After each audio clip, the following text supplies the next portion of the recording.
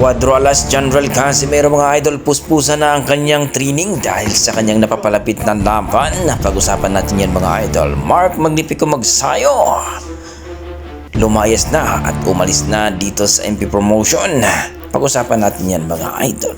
Pero kung bago kayo sa ating YouTube channel, baka pwede makahingi ng isang like, subscribe at pakipindot na rin ang ating notification bell mga idol para ma-update kayo sa bagong video na katulad nito. Well mga idol, grabing balita mga idol, ang ating isa sa ating mga boksingerong malupit mula sa Bohol mga idol, ang ating former world champion sa 126 pounds mga idol o featherweight division sa WBC mga idol ay umalis na po sa MP Promotion mga idol, no?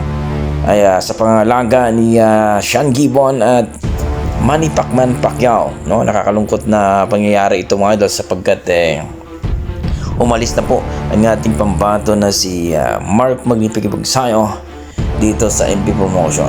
Ano nga bang dahilan mga idol? Ayon sa ating mga nasagap na report mga idol na umalis itong si Magsayo mga idol dito sa MP Promotion sapagkat parang nagtampo daw ito mga idol sapagkat hindi daw natuloy ang kanyang laban, no?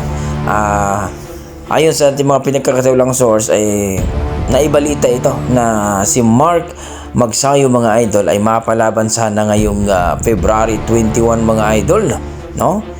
Sa bansang US mga idol, no? Undercard ito ni Ryan Garcia at Mario Barrios. Pero sa kasamaang palad mga idol ay hindi po ito natuloy. So dahil siguro, no, nagtampo itong si Mark Magnifico Magsayo dahil kung manalo itong si Magsayo mga idol sa laban niya ay sigurado ay mapalaban na ito sa champion dito sa Super Featherweight Division o 130 pounds mga idol, no? Itong si Usyaki Poster. So inaasam-asam natin na makakuha ng another belt itong si Magsayo mga idol, no? Magiging kampiyon dito sa Super Featherweight Division o 130 pounds mga idol. So kasamang palad mga idol, hindi po, no, nawala po ito sa listahan, no, sa undercard dito ni Ryan Garcia at Mario Barrios mga idol. Pero walang laban na nangyari ni Magsayo mga idol kaya nagtampo ang ating bida dito mga idol. Kaya lumipat ito sa Super Boxing mga idol dito kay Dana White at ni Haring Alarcik mga idol. So tingnan natin kung anong mangyari dito kay Magsayo mga idol. Pero good news din kasi sa buwan ng Abril ay mapalaban daw ang ating bida dito mga idol. So kayo mga idol, masasabi nyo dito sa pag-alis ni Mark Magnifico Magsayo dito sa MP mga idol? Sayang, no?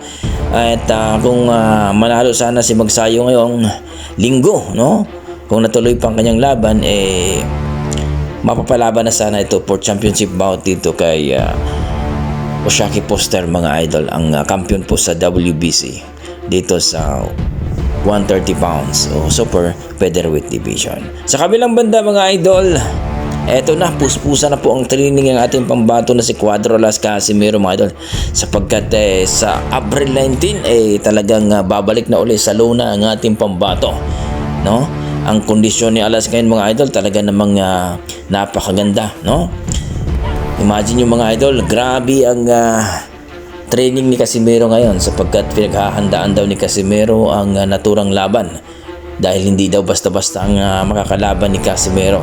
Isang malupit na boksingero daw ito mga idol mula daw sa Mexico. Well, panoorin natin, no?